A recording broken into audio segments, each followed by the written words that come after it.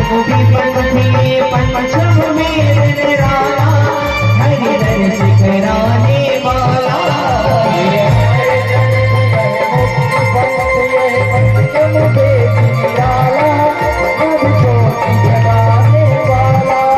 हरि नाम यही, हरि नाम यही, प्रभु की महिमा की आरती, पापियों को पाप से है आरती। भगवान की है आरती, पाप से है आरती।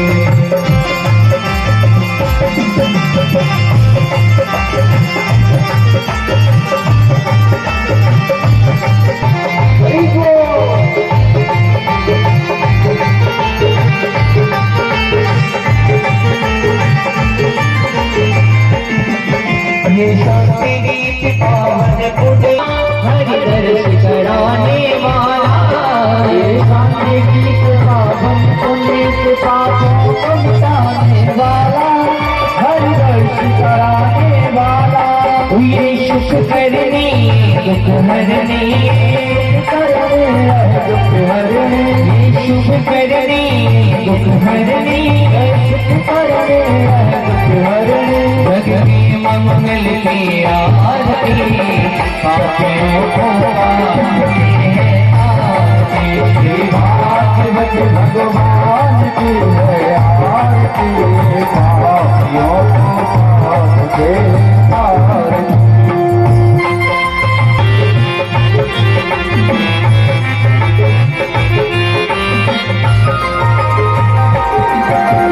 मधुर बोल जगपति खोल, सजमानी बताने वाला, बिगड़ी को बढ़ाने वाला। ये मधुर बोल जगपति खोल, सजमानी दिखाने वाला, बिगड़ी को बनाने वाला। श्री राम यही, घनश्याम यही, राम यही, घनश्याम यही, प्रभु राम यही, घनश्याम यही, राम यही, घनश्याम यही। श्री मधुसूदन की आरती, पापियों को पाते हैं आरती। श्री भागवत भगवान की है आरती, पापियों को पाते हैं आरती।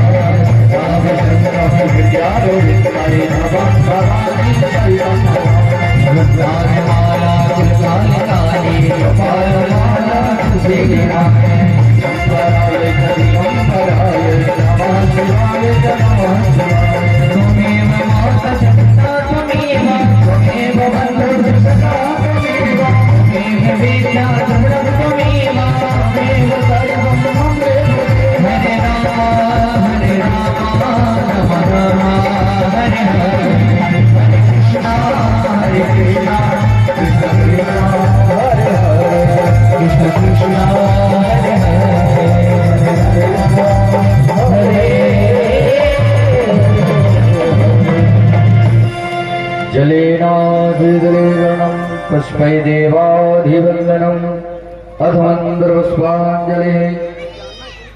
शान्तिः वनस्पतयः शान्तिर् विश्वे देवाः शान्तिः ब्रह्म शान्तिः सर्वं शान्तिः शान्तिरेव शान्तिः सामा शान्तिः वेद्धिः।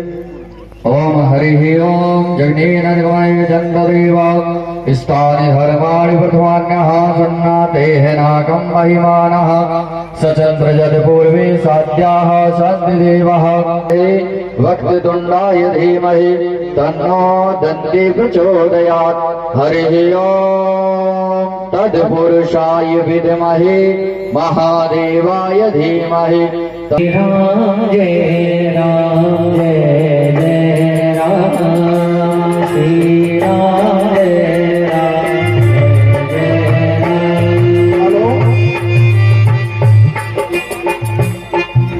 तुझी मतवाला जंतुजी सरपंच साहब वो भी आ गए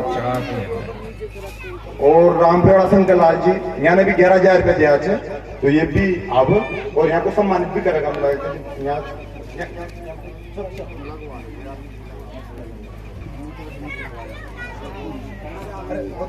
ठीक बैकग्राउंड लगाओ अरे यार एक ही लगा दे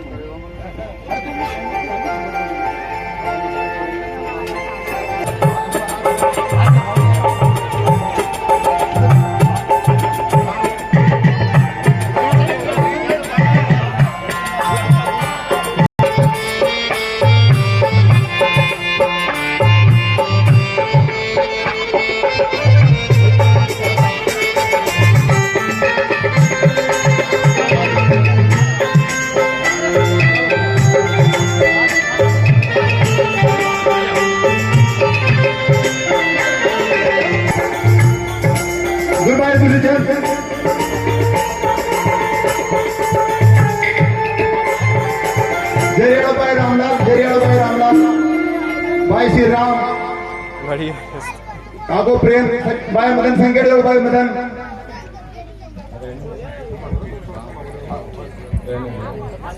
बोलिए वृंदावन बिहारी लाल की जय। आइए आज पंचम दिवस की वेला में सभी बड़े भाव के साथ में परम पूज्य शिवकांत जी महाराज के मुखारबिंद से आज अमृतमयी पंचम दिवस की वेला में आए सभी बड़े भाव के साथ में गोता लगाते हुए आज गोवर्धन की ओर चलते हैं। बोलिए वृंदावन बिहारी लाल की जय।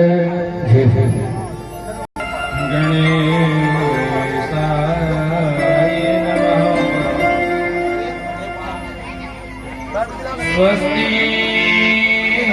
श्री गुरु चरणेभ्यो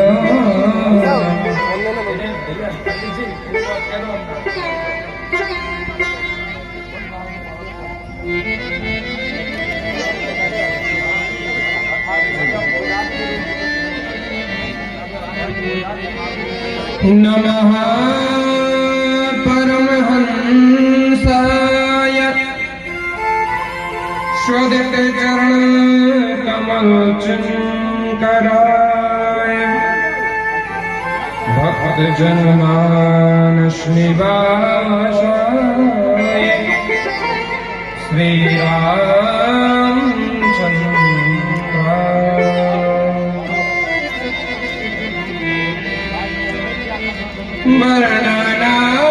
मरणनामृत संहारा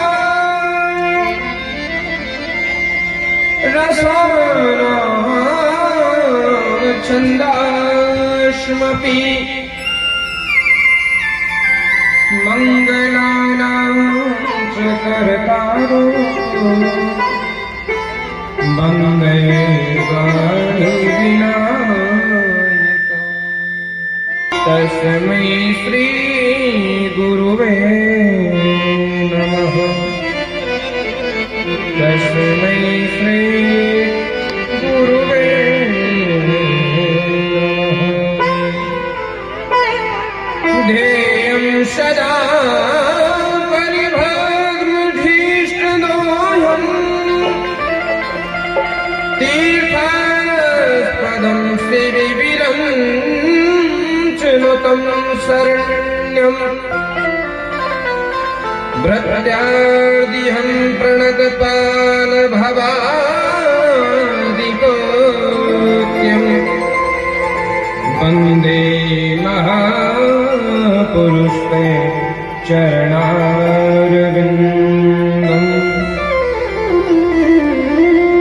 नारायणं नमस्कृत्यं नरं चैव नरोत्तमम् देवीं सरस्वतीं व्यासं ततो जयोदीर्यते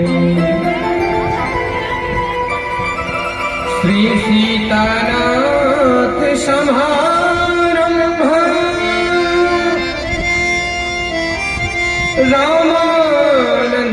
रामानन्दादि मध्यमः अश्विनाचार्य पर्यन्तं वन्दे श्री गुरु परम्पराम् मनोजवं मारुततुल्यवेगम् जितेन्द्रियं बुद्धिमतां वरिष्ठम् वातात्मजं वानरयोतमोख्यम्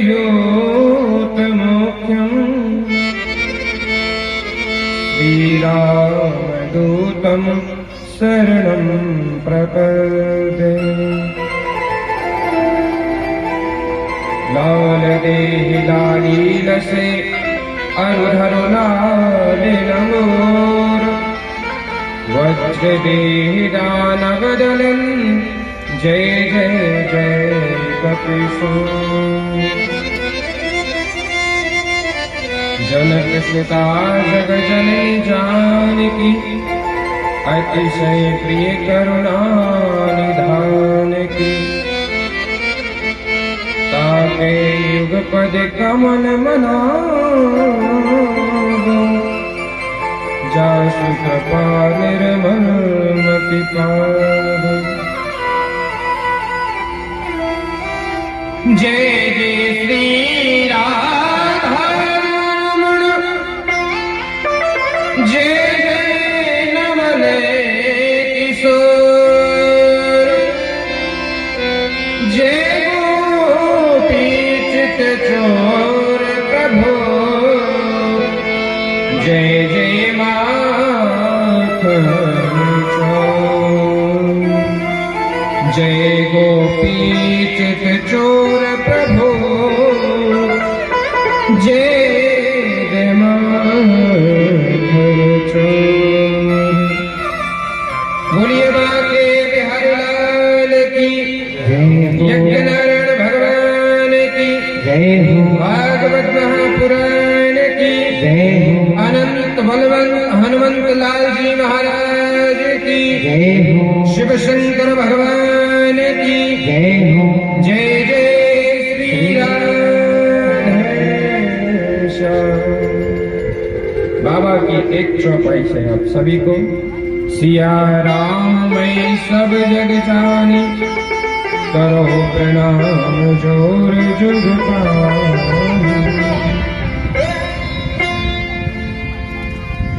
आइए आज पंचम दिवस की पावन बेला में प्रवेश करते हैं। आज भगवान गिरिराज धरण को अपनी उंगली पर 7 दिन 7 रात उठाकर रखेंगे। ये लीला आप श्रवण करेंगे।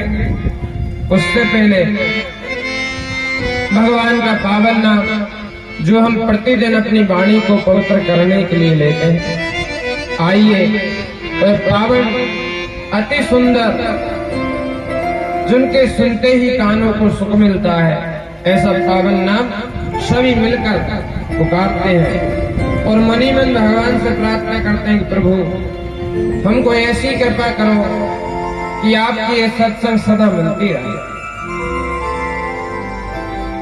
जय जय राधा रमण हरि बोल, जय जय राधा रमण हरि बोल, जय जय राधा रमण हरि बोल, जय जय राधा रमण हरि बोल, जय जय राधा रमण हरि बोल, जय जय राधा रमण हरि बोल, जय जय राधा रमण हरि बोल, जय जय राधा रमण हरि बोल।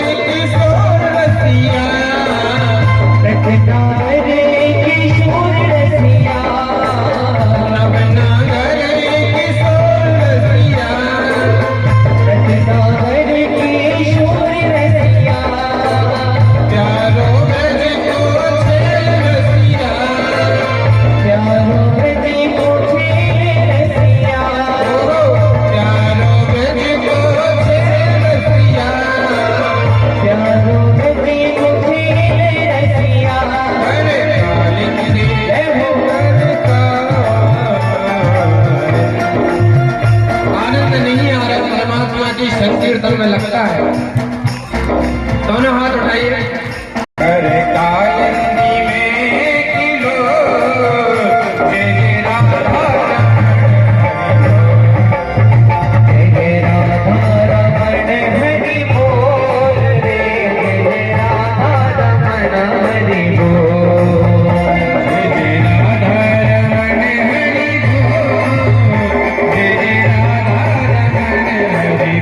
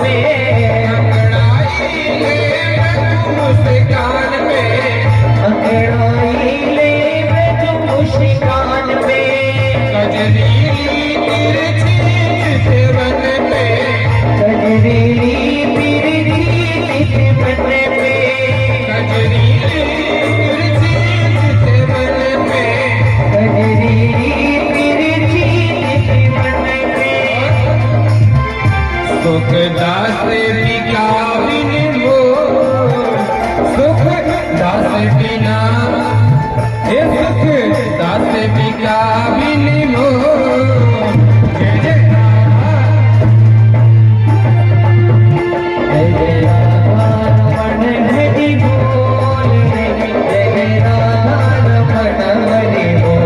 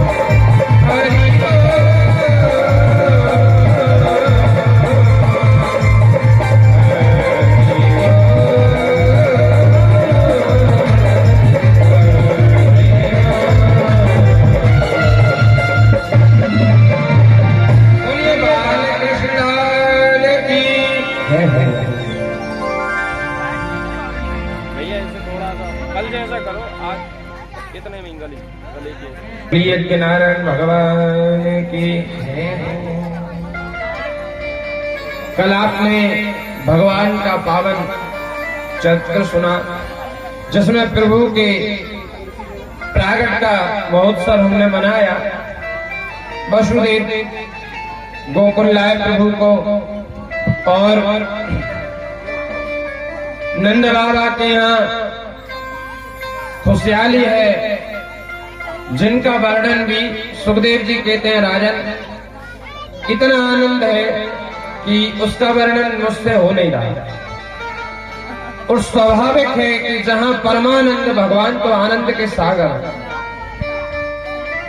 जो आनंद सिंधु सुखराज सी करते त्रिलोक, जो आनंद के ही सागर हैं।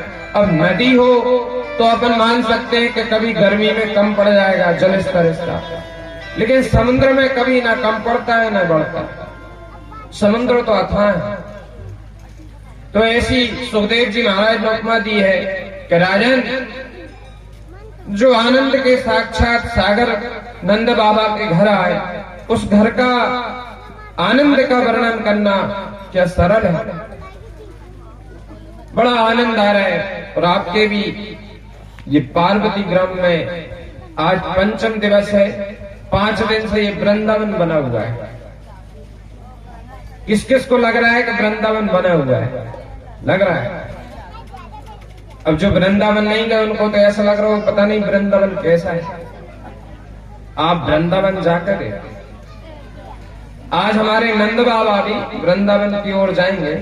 जब यहाँ कई दुष्टों का आक्रमण होगा, बार बार परेशान करेंगे भगवान को, तो नंद बाबा फिर वृंदावन में ही वास करेंगे, आप लीला सुनेंगे।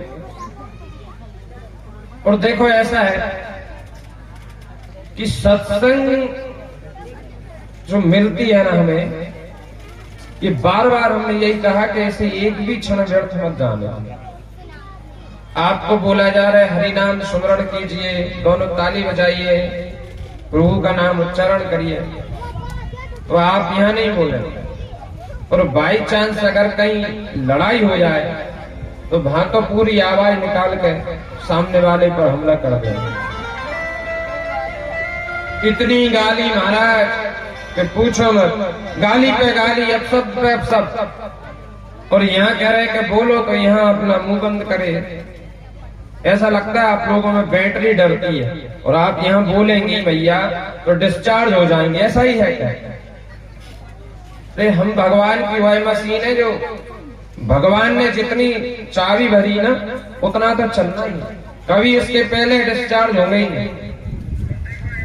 तो प्रभु का नाम लो, क्योंकि भगवान के नाम में जो शक्ति है वो किसी में नहीं। राम रामेति रामेति रमे रामे मनोरमे सहस्र नाम तत्तुल्यम राम नाम वरानने।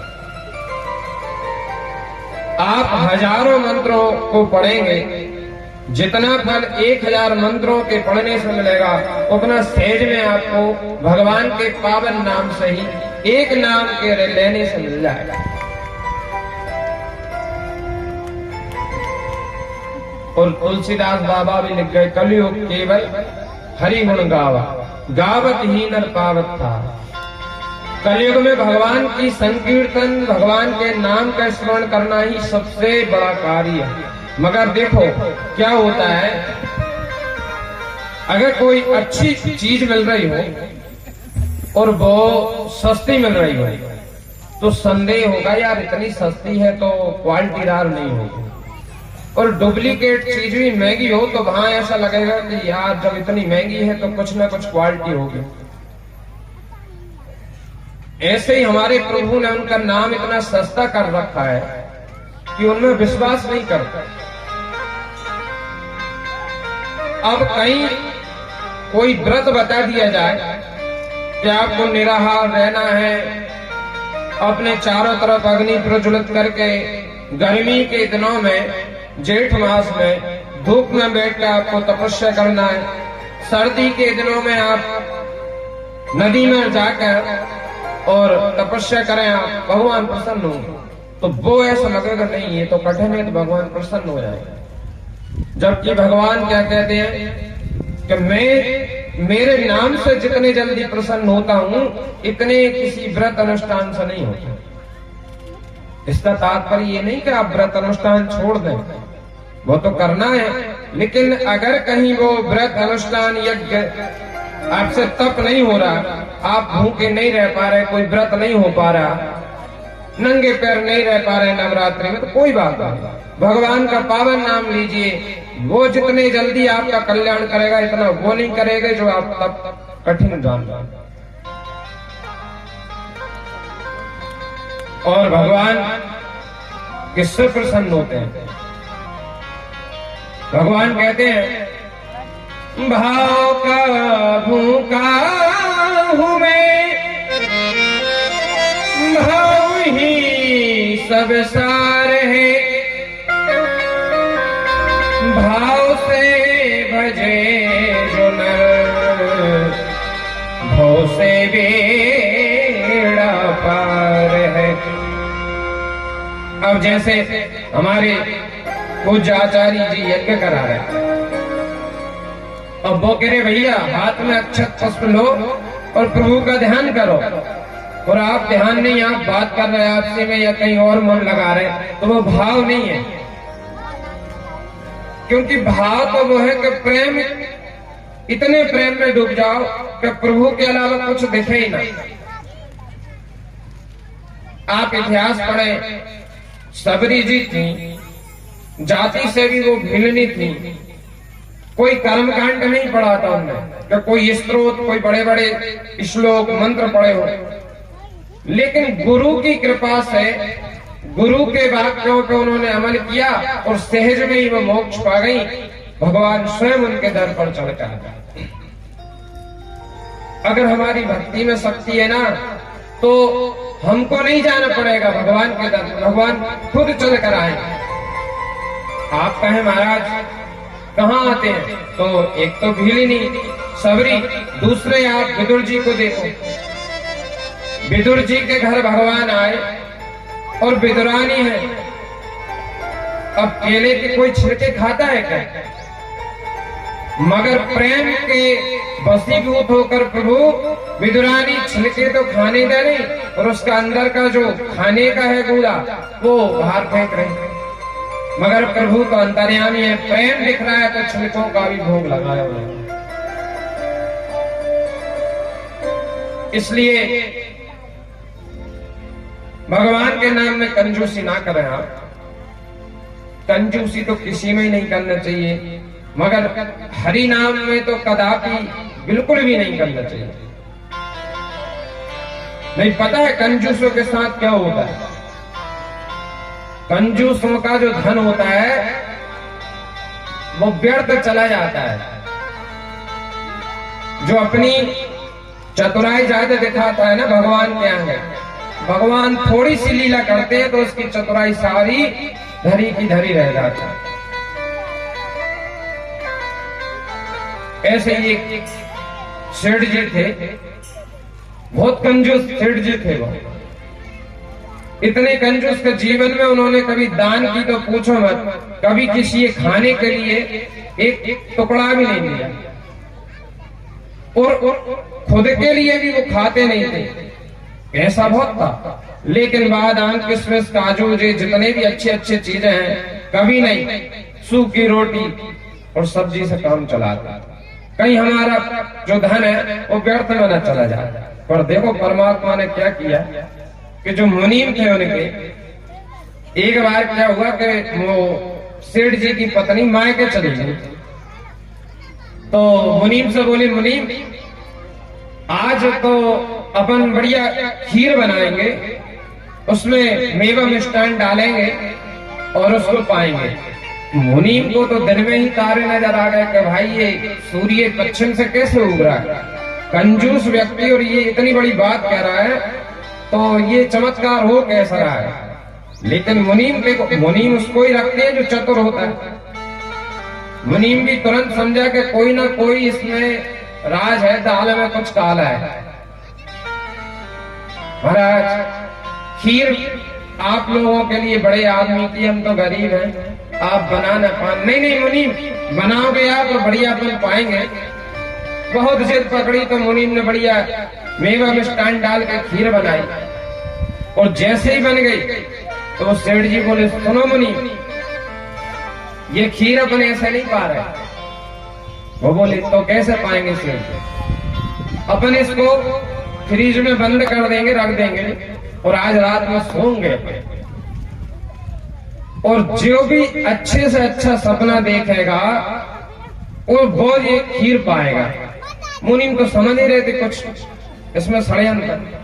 मुनीम ने कहा, महाराज ये खीर आप ही पालो, हमको तो पचेगी नहीं, आप ही पालो हमें, अब हम गरीब लोगों को कैसे सपने आएंगे? नहीं कहीं मुनीम ऐसे काम नहीं चलेगा, अब आप सो और हम भी सो रहे, रात्रि हो चुकी है, और सोए स्वप्न बताना अपना, जो जिसका स्वप्न अच्छा रहेगा वो एक खीर पाएगा। सेठ जी तो सोचे थे कि हम तो अच्छे से अच्छा बना के बताएंगे, तो कंजूसों का देखो क्या होता है। मुनीम ने बहुत कहा तो वो माने नहीं, रात्रि में सो गए दोनों। प्रातः जल्दी, अब उनको तो खीर की पड़ रही थी खाने की, जल्दी ही 5, साढ़े 5, 6 बजे उनकी नींद खुली, और मुनीम का कम्बल निकाला, अरे मुनीम उठो, वो खीर खाना है, तुम्हारा स्वप्न सुनाओ। मुनीम कहने लगे, महाराज हम गरीबों के कोई स्वप्न है, कोई टूटी फूटी आपका हिसाब करते हैं, वही हिसाब आएगा रात में, तो इतने पैसे इसको दिए, इससे लेना है, इसमें इतना ब्याज है। आप तो आप ही हैं, आपका स्वप्न श्रेष्ठ होगा, इसलिए खीर तो आप ही पालो। नहीं, ऐसा नहीं काम चलेगा, तुम स्वप्न सुनाओ, अगर तुम्हारा सपना सही होगा, अच्छा होगा, तो खीर पूरी तुम ही पा लेना, इसमें देखो हम ईमानदार हैं, बेईमान नहीं करते। मुनीम ने कहा, महाराज, मुनीम ने बहुत प्रार्थना की, जब नहीं माने तो मुनीम ने कहा, महाराज पहले आप सुनाओ। तो सेठ जी कहते, सुनो मुनीम, रात में जब हम सोए तो हमें सपना आया कि जो इंद्र भगवान है स्वर्ग के राजा, वो बुढ़े हो गए। अब पहले तो देखो आप, इंद्र कभी बुढ़े होंगे? मनुष्य स्वप्न में कहने लगे वो बुढ़े हो गए, और उनकी राजपाट संभालने की बस की नहीं रही, तो उन्होंने अपने दूतों को कहा कि भाई सभी लोकों में घूमकर कोई अच्छा श्रेष्ठ व्यक्ति हो जो हमारी राजगद्दी पर बैठकर हमारी जनता की सेवा करे, ऐसा व्यक्ति ढूंढ कर लाओ। सो महाराज उनके सेवक सभी लोकों में घूमे, लेकिन उनको कोई अच्छा नहीं मिला, और जब वो अपने नगर में आए तो हम देखे, तो हमें देखकर वो प्रसन्न हो गए और पकड़ कर ले गए। हमने कहा, कहाँ ले जा रहे? अरे कहीं आपको स्वर्ग का राजा बनाना है। और जैसे इंद्र ने हमें देखा, इंद्र तो खुश हो गए, हमें हृदय से लगा ला। हृदय से लगाने के बाद बढ़िया पंचम से स्नान दूध दही से हमारा अभिषेक किया, और हमको राजगद्दी सौंपी, अपनी गोदी में बिठाया इंद्र ने, और राजगद्दी का तिलक करके हमको मुकुट लगाया। हमारा ये स्वप्न है, हम स्वर्ग के राजा बन गए स्वप्न। मुनीम कहने लगे, महाराज तब तो तुम वो खीर तुम ही खा लो, क्योंकि हम तो गरीब हैं, हम कहाँ स्वर्ग में जा पा रहे। इतना श्रेष्ठ उत्तम आपका स्वप्न है, अब इससे उत्तम हमारा क्या हो सकता है?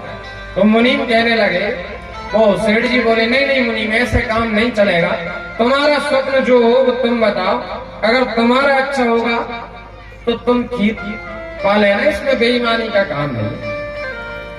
जब नहीं माने तो मुनीम बोले, तो सुनो महाराज, रात के 2 बज रहे थे, रात के 2 बज रहे थे, और हमें स्वप्न आया कि हमारी कोई कम्बल रजाई को खींच रहा है धीरे धीरे। महाराज जब हमने नींद को आंख खोलकर और जो देखा, तो इतने बड़े बड़े दांत, इतने बड़े बड़े बाल वाला एक भूत हमारी रजाई खींच रहा। अब महाराज हमको देख के पसीना छूट गया, कांपने लगे, और एक वो अपने हाथ में डंडा रखे थे, तो उसने एक डंडा हमारे जब मारा हमको, उठ तो महाराज उठे और कांप रहे हमको, और बोला चल। मैंने कहा कहाँ? तो उसने दूसरा डंडा मारा, तू बोल मत, जो मैं कहता हूँ वो कर, चल किचन में चल। भोजनालय में ले गया किचन में, कहीं फ्रिज का गेट खोल। महाराज अब भूत को ये मिल जाए तो 4 वेद 6 शास्त्र याद जब याद है भूत मिल जाए। जय हनुमान ज्ञान सागर जय कपीश लोक उजागर। भूत पिशाच निकट नहीं आवे। मगर महाराज हमसे तो हनुमान जी भी स्मरण नहीं हो रहे थे, इतने डर रहे थे हम। उसने कहा गेट खोल। हमने गेट खोला, कैसे खीर का कटोरा उठा। महाराज हमने कटोरा उठाया, कहीं खा। सो महाराज हमने खा ली। कहीं पूरी साफ कर, सो पूरी खा ली।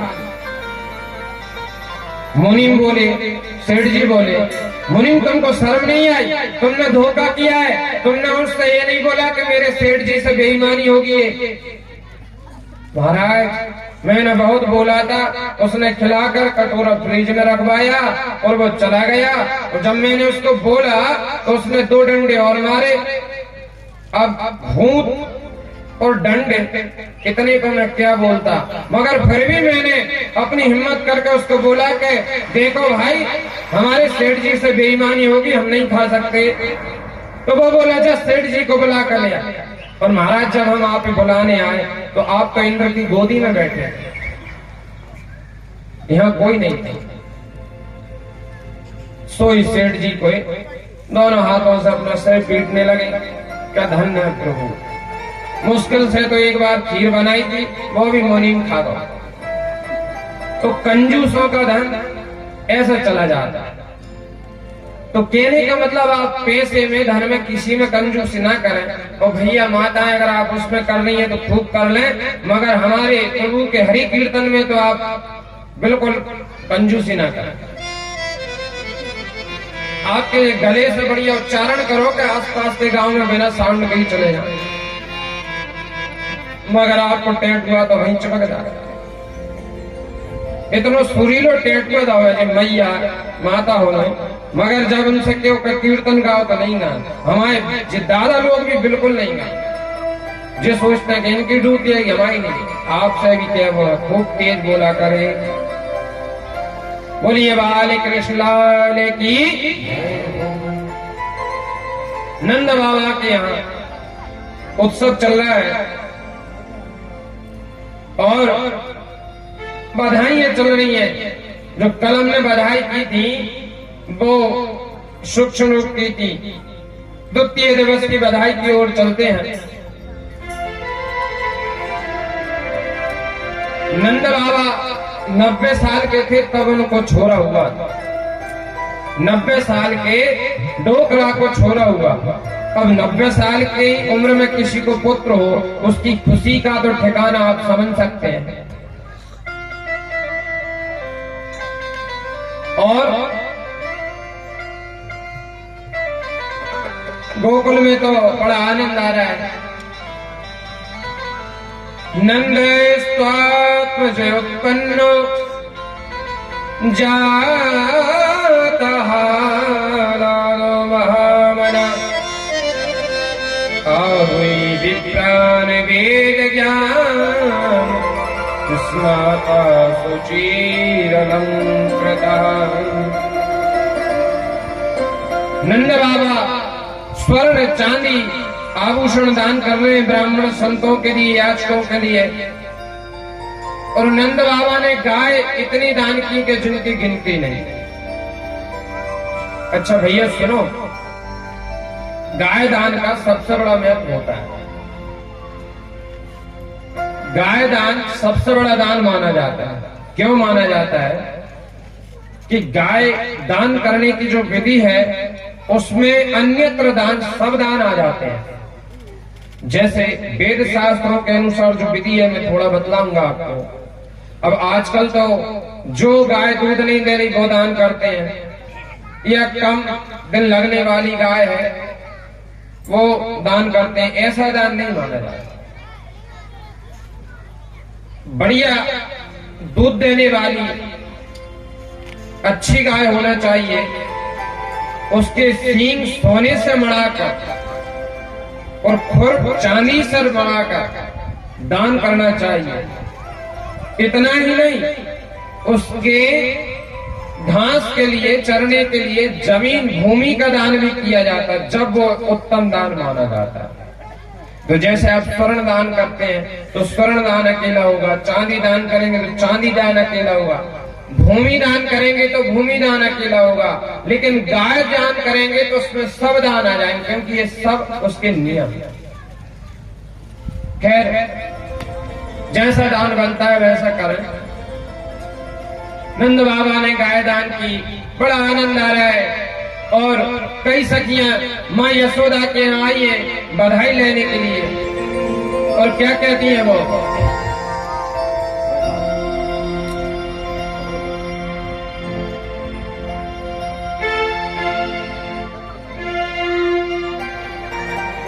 बधाइयों में, भगवान के जन्म की बधाइयों में अगर कंजूसी करोगे आप तो भगवान जीवन पर्यंत आपको कंजूसी कराएंगे। इसलिए कंजूसी मत करो। भगवान की अनेक लीला आज सुनने को मिलेगी, और यही लीलाओं में तो आनंद है। नटखट बाल कृष्ण की लीला। तो चलिए अब संगीताचार्य के श्री मुख से बधाई सुनते हैं, आनंद लेते हैं। लाला की सुन के मैं आई, यशोदा मैया दे दे बधाई। लाला की सुन के मैं आई, यशोदा मैया दे दे बधाई।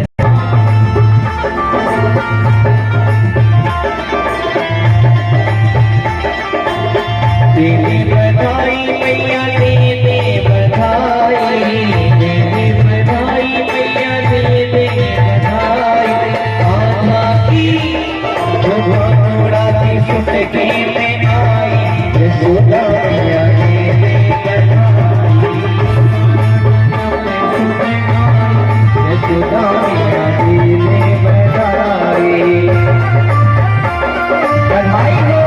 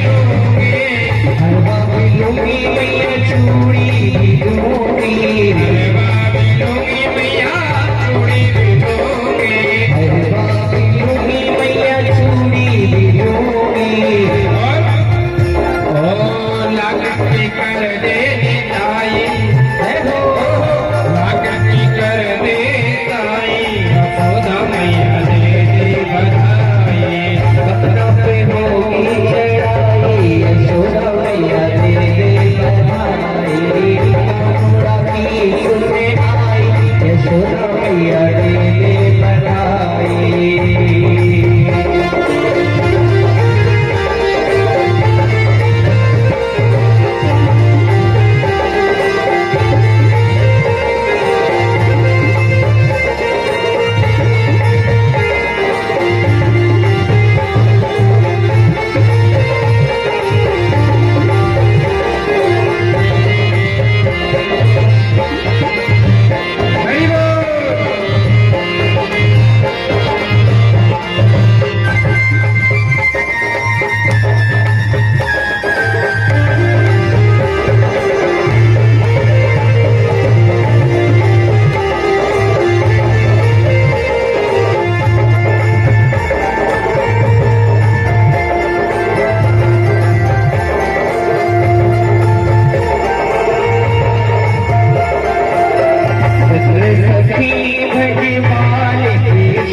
छवि चंद्र सखी भजे बाल कृष्ण छवि बाल कृष्ण भजे बाल कृष्ण छवि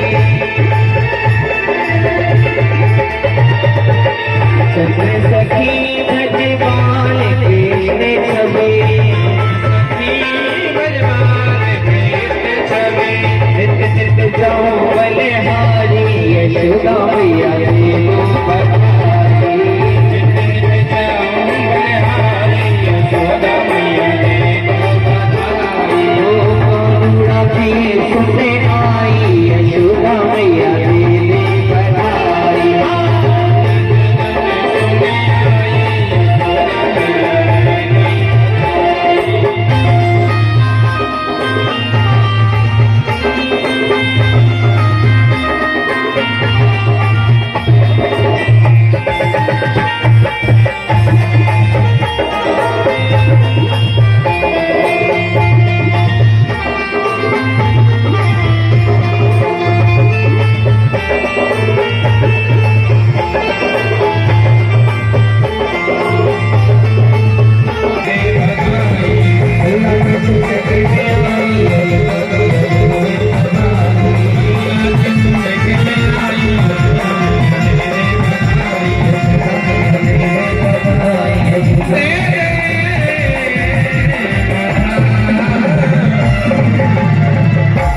बोलिए बाल कृष्ण लाल की जय।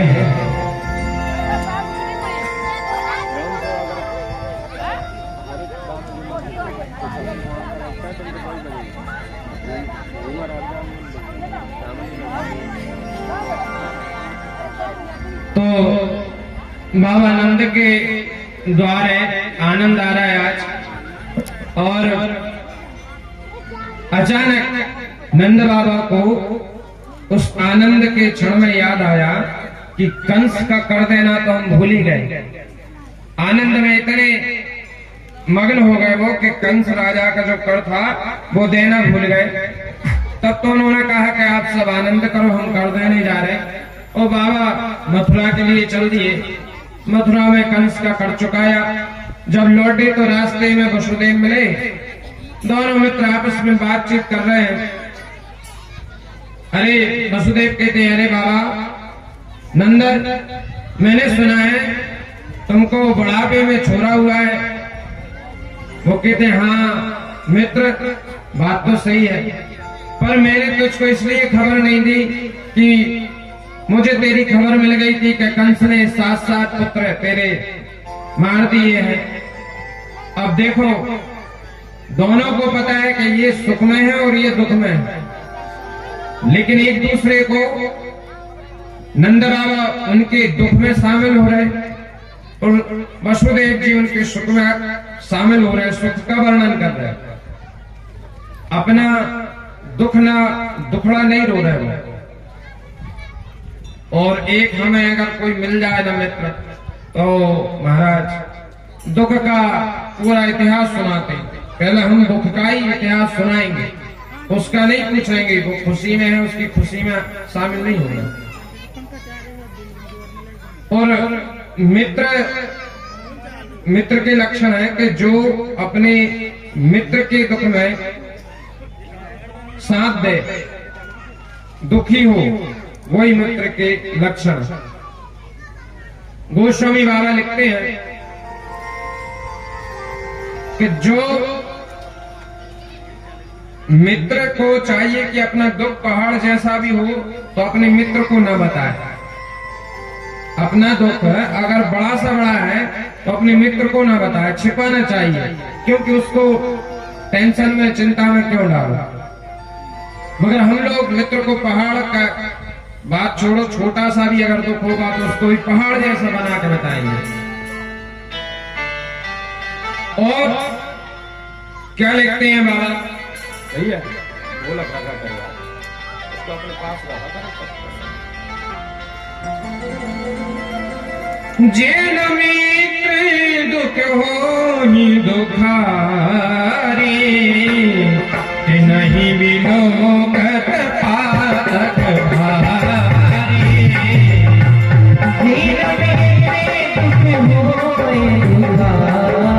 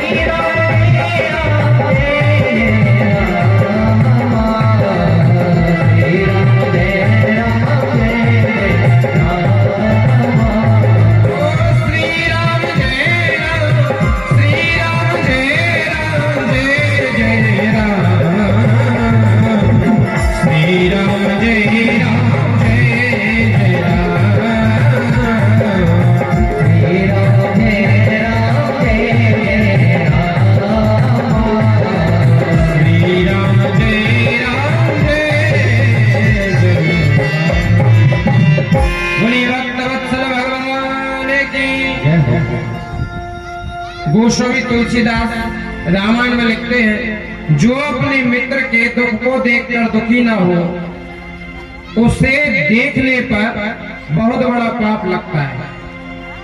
अब आप गहराई से समझिए कि जैसे मेरा कोई मित्र है, उसके दुखी में मैं दुखी नहीं, उसका साथ नहीं दे रहा, और आप लोग मुझे देखेंगे तो आपको पाप लगेगा।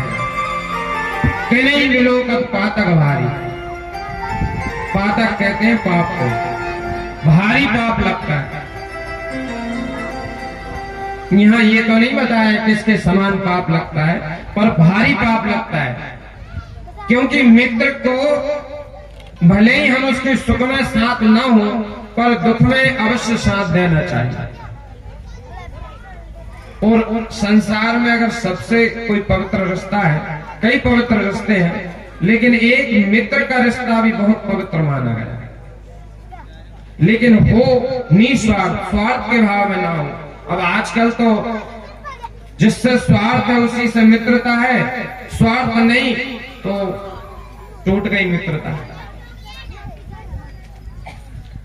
तो दोनों आपस में बात कर रहे, अचानक वसुदेव ने कहा कि नंद बाबा, मुझे ऐसा लग रहा है, मैं ज्योतिष का अच्छा ज्ञाता हूँ, पंडित हूँ, तो मुझे ऐसा लग रहा है कि तेरे घर में कोई विघ्न बाधा आने वाली है, इसलिए तू जल्दी जल्दी गोकुल पहुंच, कहीं कोई विघ्न बाधा ना आए, मुझे ऐसा आभास हो रहा है।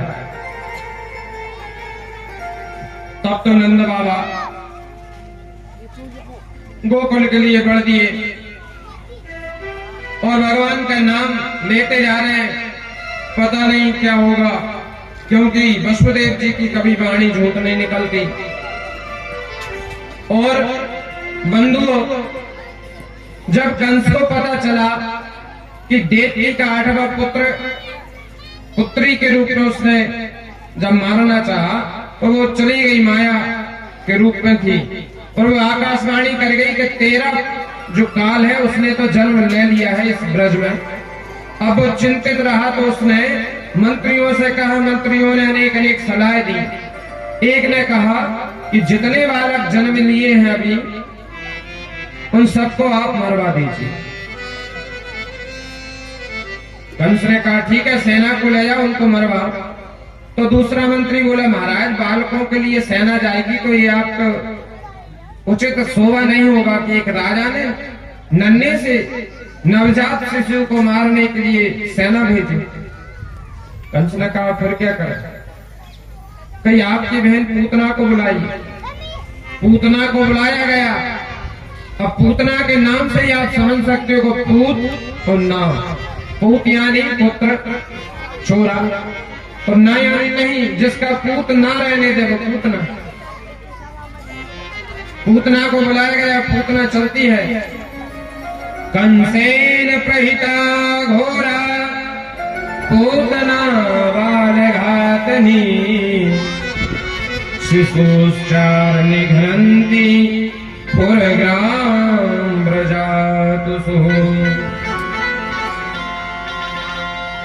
नगर ग्रामों में भ्रमण करती बाल घातनी पूतना बड़ा दिव्य सौंदर्य बनाकर जब हमारे कावन धाम गोकुल में पहुंची, तो सुखदेव बाबा कहते हैं ऐसी लग रही है जैसे बैकुंठ से भगवती लक्ष्मी आ चुकी है।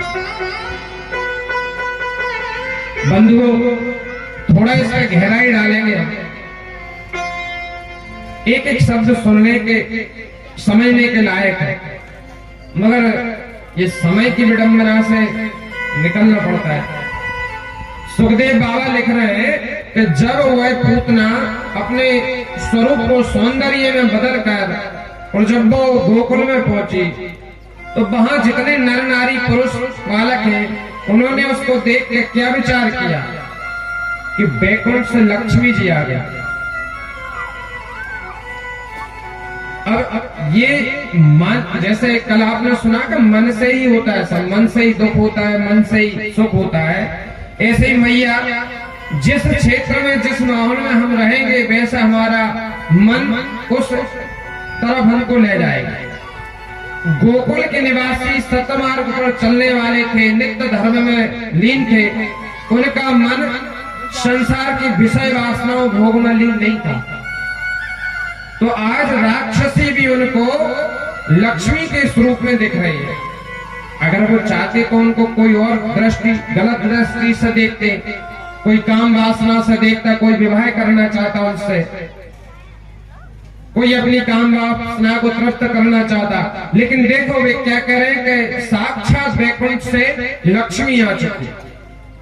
ये सोच है। अगर कोई माताएं बहनें आ रही हैं और जिस महानुभाव सज्जन की जो दृष्टि होगी उस दृष्टि से देखता है। ये दृष्टि, ये मन कब बनता है? जब जैसे माहौल में हम रहेंगे वैसा बनता है। जब भगवान श्री राम धनुष तोड़ने के लिए यज्ञशाला में गए तो वहां लिखा है, जाकी रही भावना जैसी, प्रभु मूरत देखी तुम तैसे। जिसकी भावना जैसी थी वैसी प्रभु की मूरत दिख रही।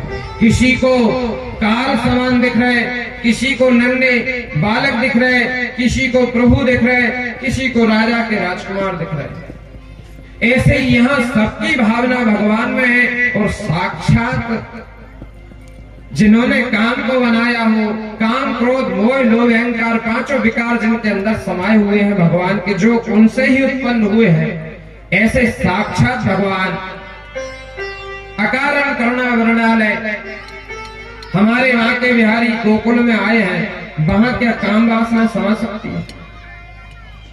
तो पूतना को भी देखकर सब लोग कहते हैं कि महाराज देखो साक्षात लक्ष्मी जी आ गई। इसलिए बंधुओं, माहौल, सत्संग, सत्संग, कुसंग और सत्संग जैसा आप पकड़ोगे वैसा आपकी मानसिकता होगी। आज आप यहाँ विराजमान है, आपका भाव भगवान में लीन है, अंदर से भगवान से जुड़े हुए हैं, और आप कहीं गलत जगह होते तो वैसा भाव बनता। पूतना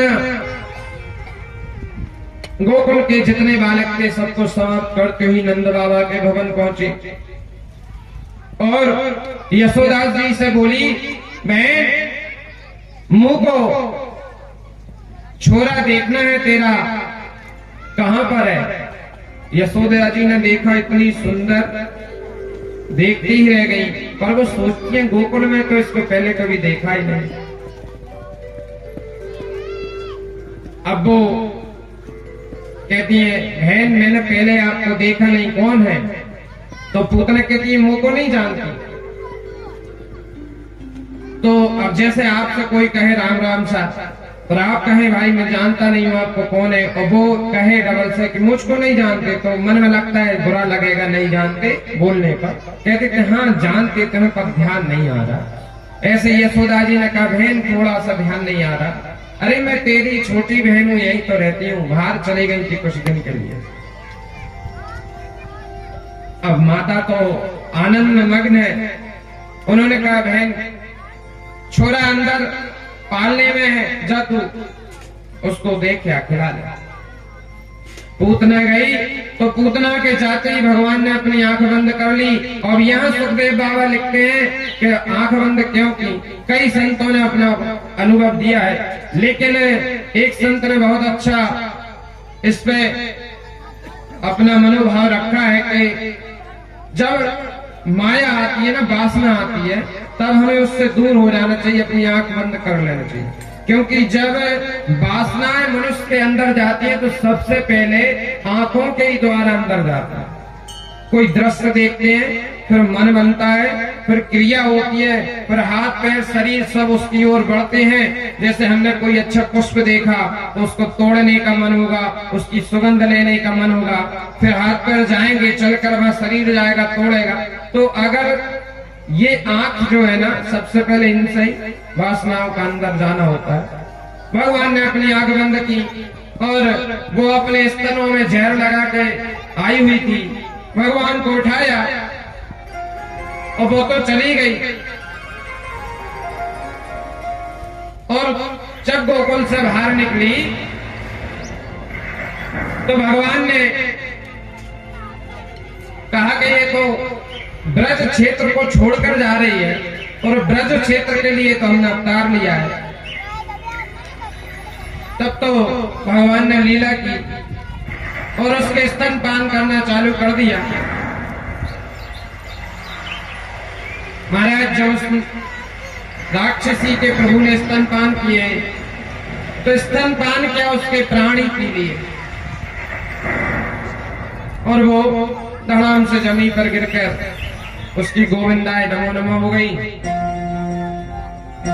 इधर जब यशोदा जी ने देखा कि पल्ले में ललना नहीं है तो हाहाकार कर रोने लगी और जब पूतना का शरीर गिरा तो बहुत बड़ा शरीर बनाया था उसने, तो उसके गिरने की आवाज से कुछ बालकों ने देखा और देखकर दौड़ते माता यशोदा के पास आए। पूरे ग्रामवासी वहां गए तो देखते हैं कि पहाड़ जैसे शरीर पर बालक कान्हा खेल रहे हैं। इतने में नंद बाबा आ गए। नंद बाबा को पूरी खबर सुनाई गई। नंद बाबा समझ गए कंस की भेजी हुई पूतना है। उसका शरीर बड़ा था, सीढ़ी लगाई, भगवान को उतारा और उसके कुल्हाड़ी से टुकड़े टुकड़े करके अनेक चिताओं में जो उसके गिरने से वृक्ष टूट गए थे उन्हीं वृक्षों में उसकी देह संस्कार को समर्पण कर दिया। जब उसकी चिताएं जल रही है तो महाराज दिव्य सुगंध आ रही है। अब एक संत ने पूछा कि महाराज राक्षसी के शरीर के जलने से दिव्य सुगंध, तो प्रभु जिसको स्पर्श कर दे उसमें दुर्गंध बचेगी क्या? वो तो दिव्य हो जाएगा। ऐसी पूतना की लीला की। भगवान यशोदा जी ने भगवान को लिया गोद में और लाड़ दुलार करते हुए घर ले आई, घर को पवित्र किया। ऐसी पूतना का उद्धार किया भगवान ने। सुखदेव भगवान कहते हैं रायन आगे शक्तासुर नामक राक्षस का उद्धार किया। एक दिन प्रभु का जन्म नक्षत्र आया। जिस नक्षत्र में भगवान ने जन्म लिया था वह नक्षत्र आया तो मैया तो किसी न किसी बहाने से घर में कोई आयोजन करती रहती है जिससे उत्सव मनता रहे। मैया ने इस बार भी आयोजन रखा है और बड़ा अद्भुत श्रृंगार किया है। मैया ने भगवान का सजा धजा कर मैया ने पालना में पढ़ाया और थप्पी मारकर भगवान को सुला दिया। अब भगवान लेटे लेटे अचानक एकदम करवट बदल लिया तो माता और खुश हुई। तब तो मैया ने नाई को बुलाकर कहा गई नाई पूरे ब्रज में लगा दे दुहाई। ये नाई पूरे ब्रज में लगा दे दुहाई, कह दी जो करवट बदलने को बुला हुआ है मैं यशोदा के घर। अब तो उत्सव होने लगा, सभी सखियां आई और बुलवा होने लगा, भजन गायन कीर्तन आदि होने लगा। तो मैया बोली सखियों थोड़ा धीरे गाओ, मेरा ललना पन्ना में सो रहा है वो जाग जाएगा। अब सखियां कहने लगी एक तो तूने हमको बुलाया और अब धीरे गाने की बोल रही। वो आप जैसी नहीं थी कि हम चिल्ला रहे या कीर्तन बोलो और आप बोली नहीं। वो तो तेज गाती थी, वो कुल की स्त्री थी। तब मैया ने कहा रुको। सो मैया भगवान को लेकर बाहर एक गाड़ी के नीचे उनको पल्ले में सुला दिया और यहाँ भजन आनंद बधाई होने लगी। अब भगवान सोचते हैं कि देखो जिनके लिए आनंद हो रहा है वो बाहर पड़े हुए हैं और अंदर आनंद ले रही है, कैसी ये माता है।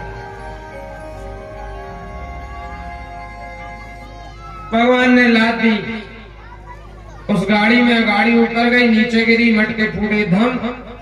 आजा आज जब आवाज आई तो सभी सखियां देखती हैं कान्हा को, मटके फूटे हुए हैं। ये क्या हुआ क्या हुआ? तो कुछ ग्वाल वाला है, बोले मैया हम बतावे ये क्या हुआ। माँ ने कहा क्या हुआ?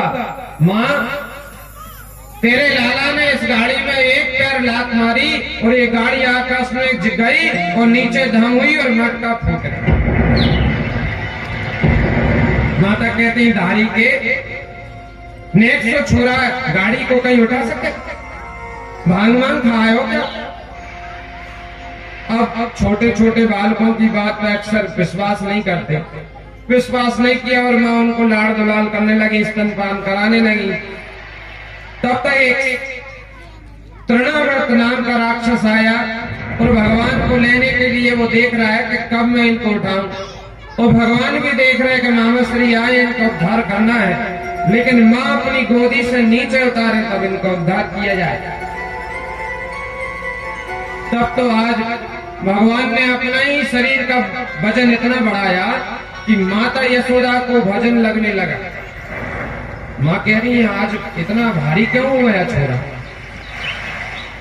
हो सकता है ज्यादा उसने दूध पी लिया है। सोई माँ ने उठा कर नीचे रखा और अपने काम के लिए चली गई। तब तक तृणाव्रत भगवान को लेकर उड़ गया और भगवान को कंधे पर